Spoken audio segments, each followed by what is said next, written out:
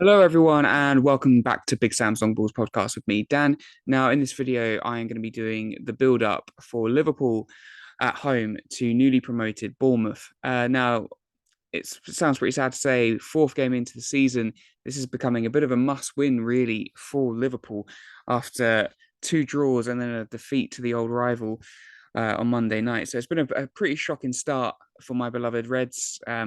We welcome Scotty Parker's Bournemouth, who actually currently sit one place above Liverpool right now. So not great times to be a Liverpool fan at the start of the season. Obviously, the big question is: are Liverpool going to make a signing over the next week or so? I think there's about a week left really in the transfer window. We obviously need a signing in this area of the pitch. Really, midfield is where we are currently lacking. I believe we've got about 10 players out injured, so hopefully things will start to improve sooner rather than later with players coming back from injury. But we do need to pick up a win, and we need to pick up a win this Saturday up against Bournemouth. Now, I've just done a video doing my predictions for all of the games this weekend. And with this game, I did predict a win for Liverpool. I'm going to go with a 2-0 win. I don't think it's going to be an easy game. It's going to be scrappy. It's going to be tough at times, but I do think we're going to have enough to get over the line. Now, as you guys can obviously see, I've got uh, I've got a starting 11 on the screen just in front of you. Now, this is what I would go with. It's not my prediction. I'm not trying to guess what Jurgen Klopp's doing. This is what I would do out of the options that we currently have available, and I will explain why per position certain players you're probably looking at and going, why are they playing or why are they playing in that position? But I'm going to go through it in a minute and say this is how I think we really beat Bournemouth. But if we look at the other games so far, and if Scotty Parker really wants to take some points away from us on Saturday, all he really has to do, and I say all he really has to do, but if you look at the Fulham game, the Palace game, and obviously Manchester United, is really two banks of four, sit deep, and with any amount of pace that they've got in their squad, use it. Because with the high line and with this guy in particular at this current moment in time, getting exposed left, right, and centre, a rusty Joe Gomez, a Virgil van Dijk that looks bang out of form, and a midfield that really just has not been clicking. We're talking about, or a lot of fans are talking about, that we need a creative midfielder. We need a goal scoring midfielder, someone who's going to get assists. And while, yes, a part of me agrees with that, and I think that we do need someone who can score the goals. It has been a problem at Liverpool, I think, over a number of years in some way, despite the fact that we've scored so many goals. But, with Salah, Firmino, and Mane, and then obviously bringing in players like Jota and Diaz and hopefully Nunes, we do have a lot of firepower up front. It would be brilliant to have more goals in midfield to help out our strikers, but I think more worrying is that our midfield just isn't really doing the basics right now. It's leaving our defense horrendously exposed. We're not winning tackles. We're not winning those transitions. We're not winning the ball high up the pitch anywhere near enough as what we usually do. So the idea of bringing in a number 10, a creative midfielder, I don't think it's going to happen. Personally, Jurgen Klopp doesn't seem to want to do that at Liverpool. He believes in the Gegenpress. He believes in pressing high up the pitch, and then that is a better option than one sort of creative midfielder. So, either way, obviously it'd be great to have another midfielder in. For me, it would be Moises Caicedo, just because I think he's got a bit of everything. I think he would offer us more defensive stability, which would then help out Fabinho. He'll be winning the ball high up the pitch as well, and in these areas, high turnover, and he'll be able to get those balls into our attackers a lot quicker than what we are doing currently. But what I noticed in the last couple of games is obviously usually you'd have Salah on the right, and we've had Diaz on the left, and we've had Firmino through the middle. Let me talk why I'm going to go with this sort of formation and these tactics. So obviously the back five really usually picks itself, but obviously I've gone for something a little bit different today. Obviously Alisson starts. I think Trent does start. I know he's under a little bit of criticism at the moment, but there simply isn't anyone to come in. Gomez and Van Dijk will start because there's no other centre back available right now, and you just hope that they will improve their partnership. Obviously, the last two games they started together haven't been brilliant. The 7-2 at Aston Villa, which, lest we forget, and obviously the 2-1 away at Manchester United. So it would be nice to see them keep a clean sheet, really. It would be nice to see us not go a goal down in the first half for once. And I've decided to take out Andy Robertson and I've put in Kostas Tsimikas. And the reason for this is I don't really feel that Robertson has had a worse start to the season than anyone else. Um, I do feel that he's played an awful lot of football over a number of years without real rest and rotation.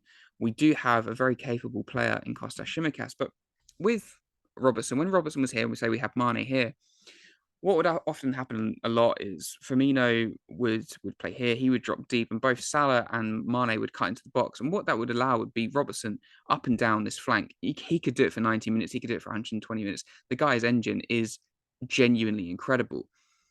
And that worked with Mane. Obviously, Mane at times would go on the outside, but more often than not, he was an inverted forward. He wanted to get in.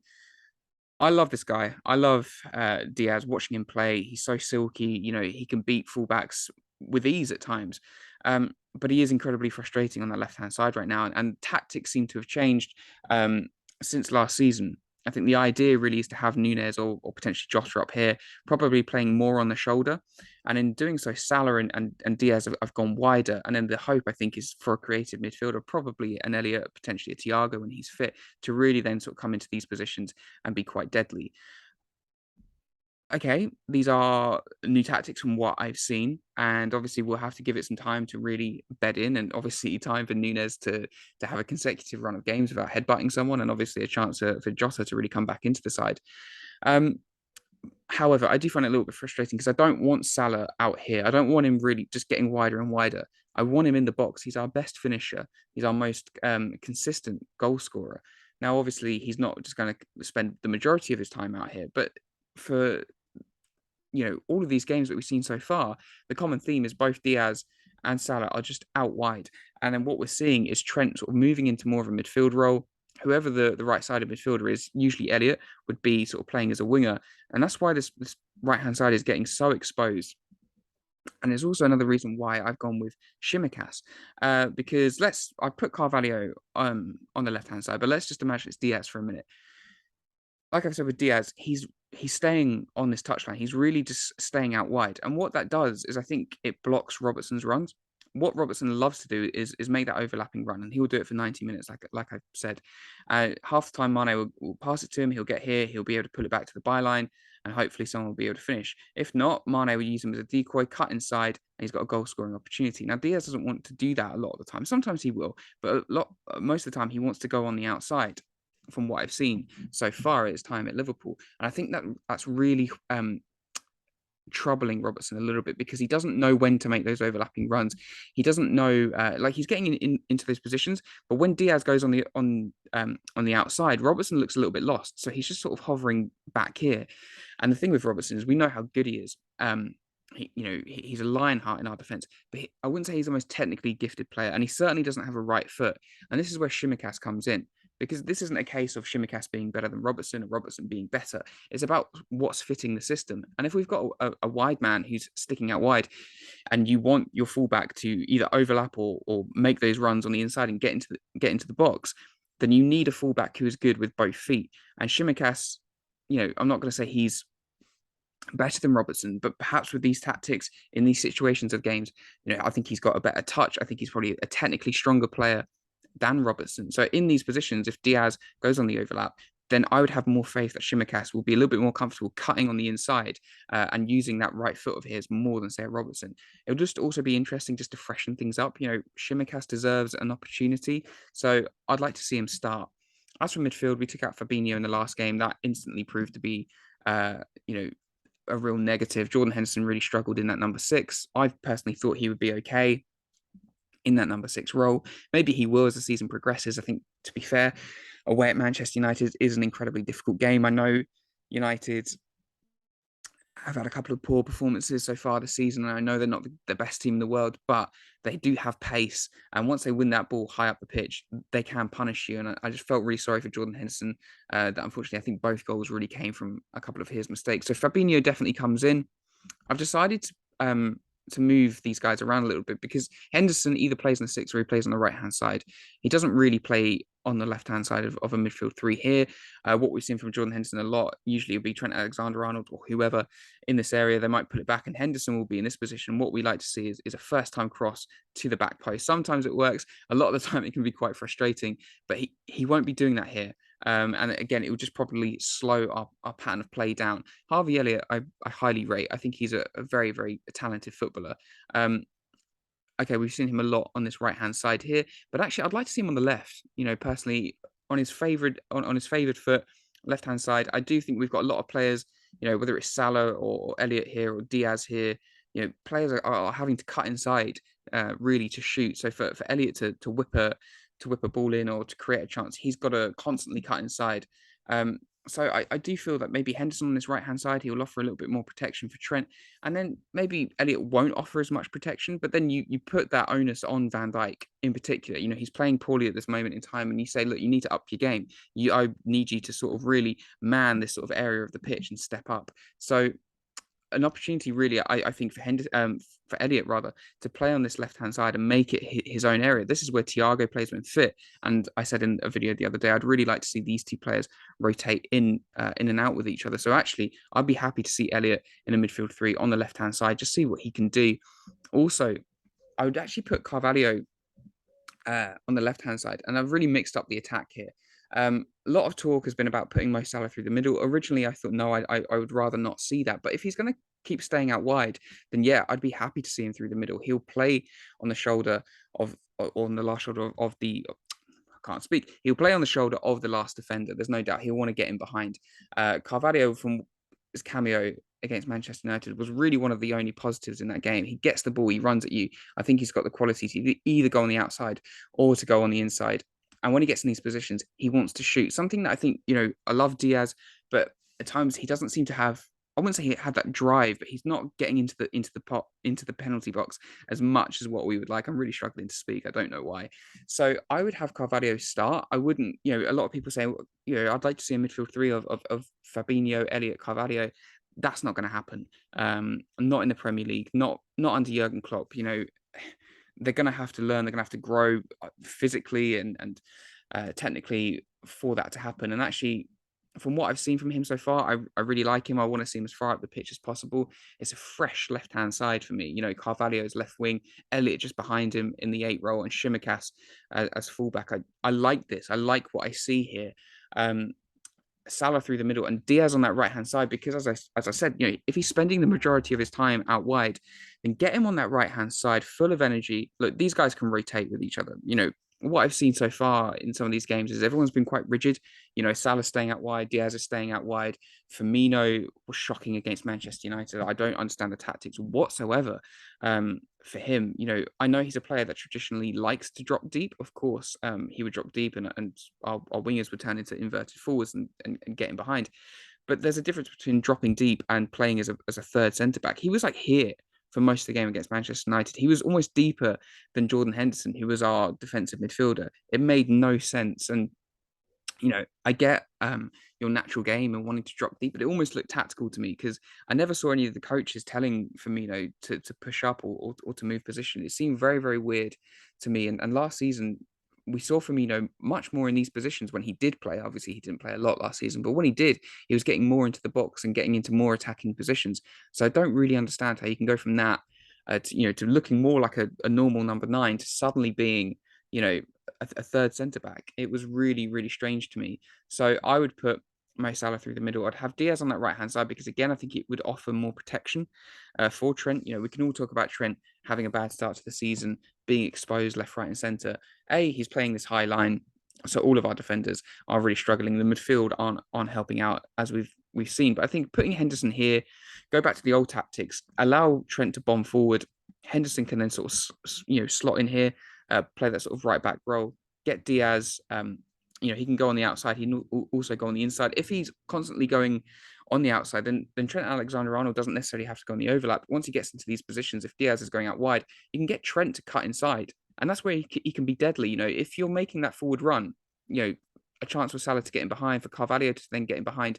And then suddenly you'll have Trent and Elliott up here. And we will look a little bit more creative. We'll look a little bit more attacking. I think there's too much being put on Trent's shoulders at this current moment in time. He's playing his high line. He's having to be a fullback. He's also having to be a number 8. It's just not working. And I just think allow him to bomb forward, have that extra protection from the right-hand side of Jordan Henderson, because I love Elliot, but Elliot's game isn't. He's not going to cut. He's not going to go in this position. What we've seen so far is Trent goes here. Salah's yeah. So Salah is sort of around about here. Henderson or whoever's playing on that right hand side, usually Harvey Elliott will be this wide and Trent's over here. So you've got this acres and acres of space, and you're putting a lot of onus on our centre backs to really cover out wide. And I think it's no wonder that some of these guys are struggling. So I'd have Henderson here help Trent out a little bit more protection like he used to. Also Diaz, on the right hand side, he will track back a lot more than say Mo Salah. So for Trent, I think Trent will then feel a little bit more protection, so that he can go forward, and every time someone attacks, he's going to have that little bit more protection coming back. Also, it doesn't have to stay like this. We don't have to be rigid. This front three can sort of move around a little bit. Diaz can then go back onto the left-hand side. Salah can move over to the right. Carvalho can move through to the middle. We can also go to a double pivot at times. So tactical flexibility. What I've seen here, I like it. This is just sort of something that I've come up with over the past few hours, really thinking to myself, how could Liverpool change things up just for these next couple of games, really, until we get Nunes back, until hopefully we get Jota back, and then we can start to really see how we're going to play with an out-and-out number 9. But obviously with so many injuries, with the suspension to Nunes, I think we're going to have to mix things up. But I like this. I think it's something a little bit different. Give Tsimikas a go, move Elliott to that left-hand side, along with Carvalho, a little bit of youth, something a little bit exciting. These guys are going to run at people. And that's the thing that we haven't seen a lot of so far in these games. Whoever's been playing in midfield, when the defenders have had the ball, everyone's been playing with their back to goal. No one's really been looking to get on the half turn. Everyone's been with their back to play the safe pass. Someone like a Gomez, Elliott will come short. If it's Firmino, he will come short. If it's Salah, he comes short. If it's Diaz, he's coming short. You can't do that for every single player and expect to score goals and expect to win games, because it becomes too easy for the opposition, especially if they're going to play with a low block. I don't care who you are or how good as a good a defender you are. What you don't want is for any player really to get the ball and run at you. And the only time Manchester United really looked like they could potentially be struggling is when this guy came on the pitch and he did simple things. He got the ball, he got his head up, and he ran at people. Mo Salah can do that. Diaz can do that. Elliott can do that from these positions. And I just think that there's something about this starting 11 just moving certain players' positions. It excites me. I think this has got goals in it. I think it's got work rate in it. I think certain players who are weak, such as Trent defensively, I think he's got that protection suddenly from the likes of Henderson and Diaz to track back. Salah will play certainly on the shoulder. He'll want to get forward. There's no doubt that, there's no thought in my mind of Salah dropping deep. No chance. He doesn't want to be in these positions. He wants to get in the box. Carvalho, he will run at people. Harvey Elliott, I feel, get that connection going with him and Carvalho, and also with Tsimikas, give him an opportunity. And suddenly I feel a little bit more confident about that. But anyway, guys, this was the build-up for Liverpool versus Bournemouth. I didn't really talk about Bournemouth. I do apologise, Bournemouth fans, but I just wanted to have my starting 11 of what I would do for this game and give my reasonings as to why. You might disagree with that, and that's absolutely fine. So I want you guys to comment down below your starting 11s for both teams, for Bournemouth and for Liverpool. But tell me your tactics, tell me your starting 11 and who you're playing and why, your reasoning for it. Also, put down below your predictions for the game. Can Liverpool get their season off and running with a win up against newly promoted Bournemouth, or do you see another draw or another defeat? Jesus. But yeah, guys, if you enjoyed the video, please give it a like, subscribe, and I'll see you very soon. So thank you so much for watching.